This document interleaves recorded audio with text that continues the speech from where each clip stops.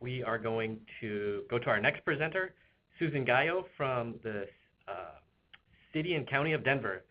The floor is yours, Susan. Thank you, Jimmy. All right. Let's see if I can get this going. There we go. Okay. So the City of Denver has 5 goals for children, and the Healthy Meals program fits into the last one to increase the percentage of children who are at a healthy weight. Here's a little bit more about our office and how we deliver a city where all children, youth, and their families have the opportunity to succeed. So we started into the summer food service program in 2012, and we thought we started with a small pilot. It turned out to be that we were the 3rd largest sponsor in the city of Denver, and we had some challenges that first summer, including helping our Parks and Recreation staff, who are the majority of our sites at that time, understand the goal and the importance of why we would need as a city to combat food insecurity and give access to children to healthy food.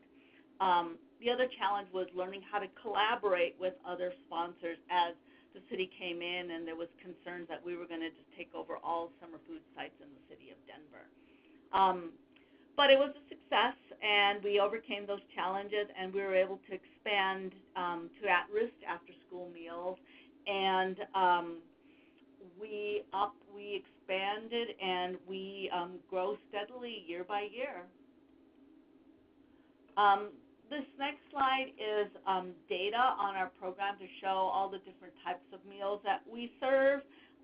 We really work hard to try and promote the program with limited resources and really to control waste so that we can continue to grow and serve the program and make sure that our community is getting access to these meals. This slide actually is our 2015 data, and it actually provides you all a sense of all summer food sites in Denver, not just ours, and how many meals were served across the various different sponsors. And it's overlaid in blue by our Opportunity Index, which is an index developed by our research director of 11 different indicators to show where children have more or less opportunities within our city.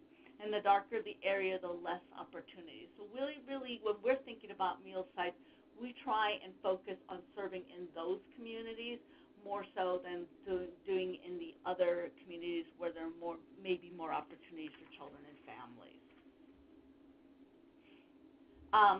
This slide shows where we can serve at our recreation center pools. This is outside of one of our standalone outdoor pools. But with the pools, it's a really great place to serve because that's where the kids are during the summer. It does take some additional steps, such as making sure that there are extra trash cans all around the pool so that kids throw the trash around and don't put them where it's not supposed to be. And also helping our swimming pool staff, who often are young, to understand the importance of why meals are served at the pools. So we operate the program pretty small margins. We have 1.9 FTE working on the program. This is for year-round. We contract with a vendor to provide daily deliveries of individually packaged hot and cold meals. We also work with the vendor to make order adjustments, including inclement weather or unexpected closures.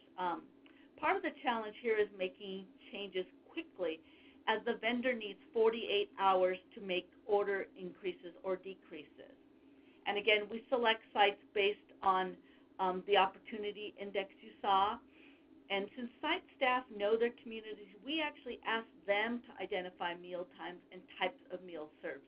What works best for their children and youth? Many of our recreation centers also work to serve meals on evenings and weekends to make sure that access gap doesn't happen during the summer. Meals are ordered weekly and based on counts from the previous week. We have program staff select the meals as they know what their kids like. Some kids like the ham and cheese sandwiches, other kids don't. So we use an online app that works on phones, tablets, and desktop computers to document meals. This app gives us real-time data to ensure accuracy and to control waste. We also use shelf-stable meals and carryover of leftovers to control waste. With the funds that we receive for reimbursement of SFFP, we are able to not only pay for the meals we serve, but also to contract with a monitor to conduct the majority of our site visits. This slide gives you a visual of our online system. On the right, highlighted in yellow, our real-time data shows where sites may have leftover meals. And then we can work with sites to make the adjustments so to control waste and to control our costs. And we've been able to be successful in this, and our waste rate is now down to 1%. This is an example of the weekly order form that we send via email, and we have staff return it via email. We try and make it as easy as possible because we know this is an added responsibility for them to serve on the meals, so we make it as simple as possible. And we're pretty much in communication on almost a daily basis sometimes during the summer, making changes, talking to them about things that they need. So, as you all know, summer food has many regulations, which are important to making sure that our children get safe, nutritious meals. And our system's a bit more challenging because we have different state agencies that are responsible for each of the meal programs. But fortunately, over the past few years, these agencies have worked together to reduce redundancies and make it easier for year-round sites to operate. There are still some challenges that remain, such as different paperwork. During the school year, we need sign-in sheets, while in the summertime, we do just a head count. So we just work with sites to make those transitions happen so that we get the documentation we need. The City of Denver has focused on 3 areas beyond sponsorship. We promote the program, we purchase equipment, and we try and do coordination. Mayor Hancock has played a key role in increasing awareness of our Healthy Meals program. He's conducted press conferences, recorded robocalls, and do regular launches even at sites outside of ours with the Denver Broncos mascots. Really, we try and make sure that there's an awareness within and all parts of the city about the meal program, regardless of who is the sponsor. Clarissa's covered some of these already, so I really won't touch on these very much.